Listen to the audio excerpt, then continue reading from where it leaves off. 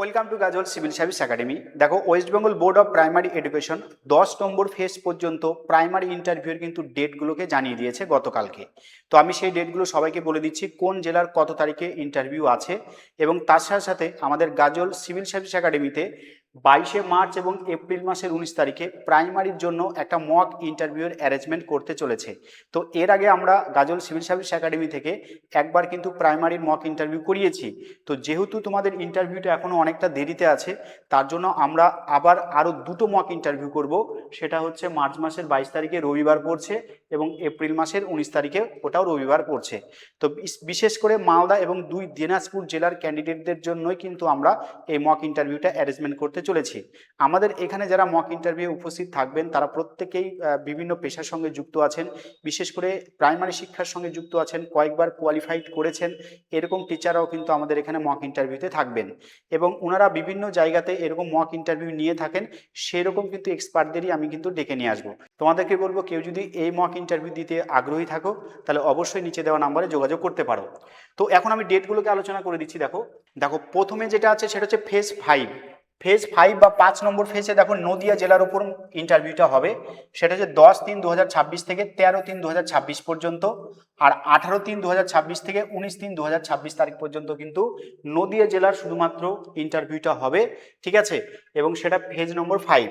আচ্ছা, ফেজ 6 অর্থাৎ 6 নম্বর ফেজে হবে পুরুলিয়া জেলা, একটাই জেলা হবে। দেখো 23-3-2026 থেকে 25-3-2026 পর্যন্ত, এবং 27-3-2026 থেকে 30-3-2026 পর্যন্ত। ঠিক আছে, টানা নেই, মাঝে মাঝে গ্যাপ গ্যাপ দিয়ে আছে। 23 থেকে 25 তারিখ পর্যন্ত হবে, আবার 27 তারিখে হবে। আচ্ছা, 27 তারিখ হবে, 28 তারিখে কিন্তু নেই, 29 তারিখে নেই, আবার 30 তারিখে আছে, এটা কমা দেওয়া আছে। ঠিক আছে, তাহলে এখান থেকে এখানে কয়েকটা ডেট আছে, আর এখানে হচ্ছে দুটো ডেট। এই দুটো ডেট কোথায় হবে না, তোমার হচ্ছে পুরুলিয়াতে হবে 6 নম্বর ফেজের ইন্টারভিউ। ওকে, এরপর আছে দেখো ফেজ নম্বর 7, একটাই জেলা হবে, সেটা কি বাঁকুড়া জেলা। দেখো এখানে 6-4-2026 থেকে 10-4-2026 পর্যন্ত একবার হবে, তারপরে 16-4-26 থেকে 17-7, মানে এখানে দুটো ডেট হবে। 21-4 থেকে হবে 24-4। ঠিক আছে, তার মানে আলাদা আলাদা ভাবে বিভিন্ন ডেটগুলোকে ক্যালকুলেশন করে বের করেছে। এরপর দেখো ফেজ 8 নম্বর ফেজে আছে শুধুমাত্র আলিপুরদুয়ার আর দক্ষিণ দিনাজপুর। ঠিক আছে, আলিপুরদুয়ার আর দক্ষিণ দিনাজপুর এদের ইন্টারভিউটা হবে 8 নম্বর ফেজে, এবং তার তারিখটা দেখো 27 থেকে 30 তারিখ পর্যন্ত হবে। কি মাসে? এপ্রিল মাসে, মানে 27-4-26 থেকে 30-4-2026। তাহলে 27-28-29-30, মাত্র 4 দিনে কিন্তু এই দুটো জেলার কিন্তু ইন্টারভিউটা কমপ্লিট হবে। ওকে, এরপর আছে দেখো ফেজ নম্বর 9 ফেজে আমাদের মালদা জেলা আছে, আর এদিকে আছে পশ্চিম বর্ধমান। ঠিক আছে, তাহলে মালদা জেলা এবং পশ্চিম বর্ধমান এই দুটো কিন্তু আছে 9 ফেজে। ডেটটা দেখে নাও ভালো করে, 5-5-26 থেকে 8-5-26 পর্যন্ত। ঠিক আছে, তার মানে চলে যাবো মে মাসে, এপ্রিল মাসেরও পরে, অর্থাৎ মে মাসে 5-5-26 থেকে একদম 8-5-26 পর্যন্ত কিন্তু ইন্টারভিউটা হবে। ঠিক আছে, আর 12-5-26 থেকে 15-5-26 পর্যন্তও হবে। ঠিক আছে, তাহলে এই কটা ডেট অবশ্যই ভালো করে জেনে নাও। কারা না, মালদা জেলার ক্যান্ডিডেটরা এবং পশ্চিম বর্ধমান জেলার ক্যান্ডিডেটরা। ঠিক আছে, আচ্ছা লাস্ট আছে দেখো 10 নম্বর ফেজ আছে বীরভূম জেলা। ঠিক আছে, 19-5-26 থেকে 22-5-26 পর্যন্ত, আর 28-5-26 থেকে 29-5-26 পর্যন্ত শুধুমাত্র একটা জেলারই ইন্টারভিউ হবে, সেটা হচ্ছে বীরভূম জেলা। ঠিক আছে, যদিও প্রাইমারি ইন্টারভিউটা অনেকটা ধীর গতিতে এগোচ্ছে।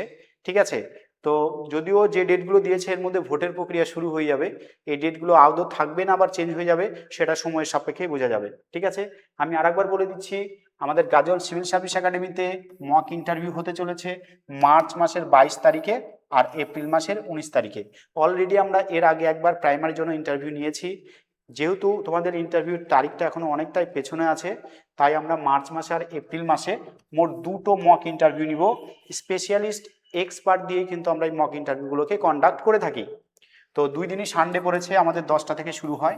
ঠিক আছে, আমাদের এক একটা বোর্ডে এক একটা টেবিলে 4 থেকে 5 জন করে স্যার এবং ম্যাডামরা থাকেন, ডেমো ক্লাস নেওয়া হয়, এবং ইন্টারভিউ শেষে প্রত্যেকটা ক্যান্ডিডেটকে আমরা পুঙ্খানুপুঙ্খভাবে তাদেরকে অ্যানালাইসিস করে দিই, তাদের ভুল ভ্রান্তি, পজিটিভ নেগেটিভ সমস্ত দিকগুলোকে আমরা কি করি না, তুলে ধরি।